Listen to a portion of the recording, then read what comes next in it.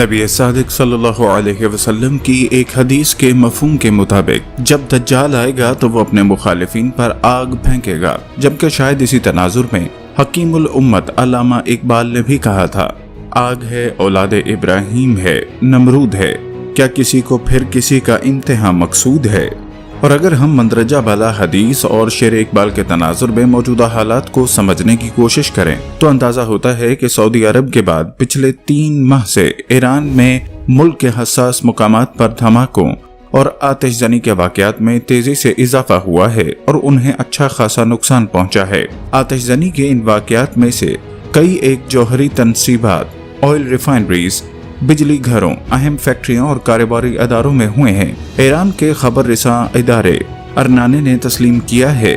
کہ نتزز میں آتش زنی دشمن ممالک کی جانب سے اور خاص کر صہیونی حکومتوں اور امریکہ کی تخریب کاری کا نتیجہ ہو سکتی ہے۔ اس کے بعد لبنان کے دارالحکومت بیروت میں جو قیامت خیز آگ بھڑکائی گئی، اس سے ہونے والے دھماکے کو دنیا کی تاریخ کا سب سے بڑا دھماکہ مانا جا رہا ہے۔ اس دھماکے کے نتیجے میں آدھا بیروت تباہ ہو گیا، لاکھوں کے حساب سے لوگ بے گھر، جبکہ اربوں ڈالرز کا نقصان پل بھر میں ہو گیا۔ امریکہ نے اس کو حملہ قرار دیا۔ اب ایک اسرائیلی سیاستدان موشے فیگن نے مسلمانوں کے زخموں پر نمک چھڑکتے ہوئے کہا کہ بیروت میں ہونے والا حملہ خدا کی طرف سے یہودیوں کے لیے ایک بہت بڑا انعام تھا، اور اب ہم اس کو بہت آگے لے کر جائیں گے۔ جبکہ اس کے اگلے ہی روز UAE کی ایک مارکیٹ میں بھی خوفناک آگ بھڑک اٹھی۔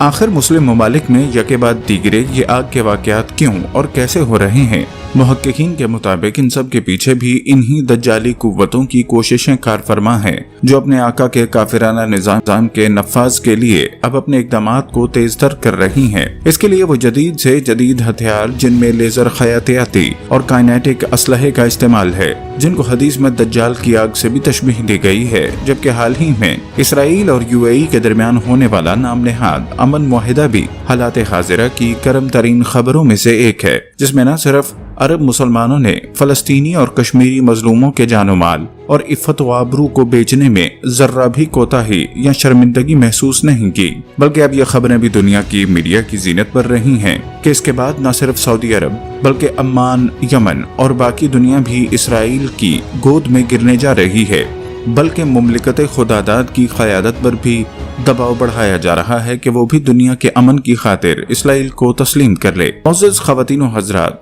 اگرچہ خلافت عثمانیہ کے ٹوٹنے اور بعد ازاں 1948 میں سلطنت اسرائیل کے قیام کے وقت ہی یہ بات طے ہو چکی تھی کہ آگے چل کر اسی صہیونی خنجر سے عالم اسلام کے قلب پر مزید کاری زخم لگائے جائیں گے۔ اور اگر ہم آج کے فلسطین کا نقشہ دیکھیں تو اندازہ ہوتا ہے کہ اسرائیلی ہٹ دھرمی کی بدولت فلسطین اب صرف 15% رہ گیا ہے، جبکہ باقی سارے علاقے پر یہودی قابض ہو چکے ہیں۔ مگر دنیا کے امان سیاست کی قانوں پر جوں تک نہیں رنگ سکی کہ عربوں کے مقابلے میں کھجور کی گٹھلی کے برابر اس یہودی ریاست کے دست ظلم کو روکا جا سکے۔ اور یہ ممکن بھی کیسے تھا جب عرب مسلمان ریاستیں خود اپنے مفادات کے زیر اثر خون مسلم کا سودا کرنے میں ہمیشہ چادر مصلحت کے سائے تلے رہنے میں ہی عافیت جانتی رہیں۔ ناظرین محترم، UAE کی بادشاہتوں اور اسرائیل کے درمیان ہونے والا یہ معاہدہ، جس کو خاص طور پر 14 اگست کو دنیا کے سامنے لایا گیا، دراصل تاریخ کا ایک اہم ترین موڑ ہے، جس کے فوراً بعد نہ صرف ان عرب ریاستوں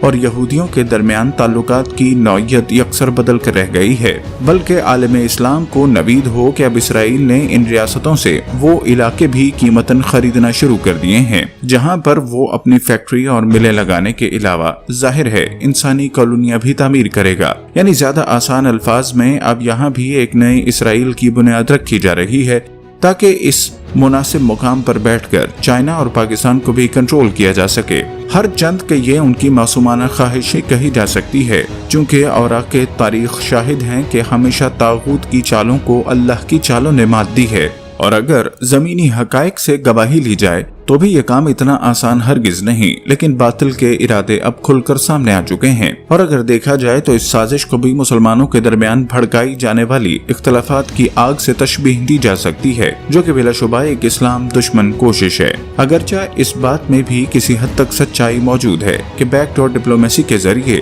مملکت پاکستان کو بھی تسلسل کے ساتھ کئی ایک سابق جرنیلوں، سیاستدانوں اور میڈیا اینکرز کے ذریعے یہ تحریک دی جا رہی ہے कि अब चूंकि यहूदी एक अहम तरीन दीवार को गिराने में कामयाब हो चुके हैं, सो मसलहत और हिकमत का तकाजा है कि पाकिस्तान भी इस मोड़ पर कोई हकीमाना फैसला करे।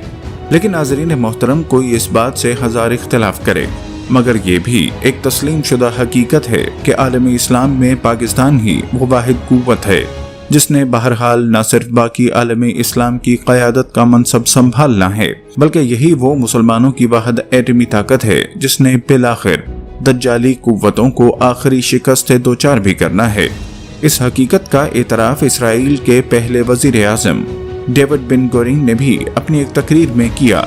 मौजूदा सूरत हाल में पाकिस्तान ने अगरचा इस पर अपना रद्द-ए-अमल देर से लेकिन बहुत सोच विचार के बाद दिया है कि हमारे लिए इसराइल को तस्लीम करना इतना ही मुश्किल है जितना कि इसराइल को फ़लस्तीनी मुसलमानों को उनके जायज़ हकूक देना है। मगर नबी सल्लल्लाहु अलैहि वसल्लम की एक और हदीस के मुताबिक तबाही है अरबों के लिए कि मुजस्सिम तस्वीर अब बहुत हद तक उम्मत के सामने आ चुकी है, और इसके तनाजुर में यह कहा जा सकता है कि अब आलम इस्लाम भी इस आखिरी मार्के की तैयारी के लिए मजबूर हो चुका है जिसको बाहर सूरत होकर रहना है। अल्लाह अहले इस्लाम की मदद और नुसरत फरमाए, आमीन।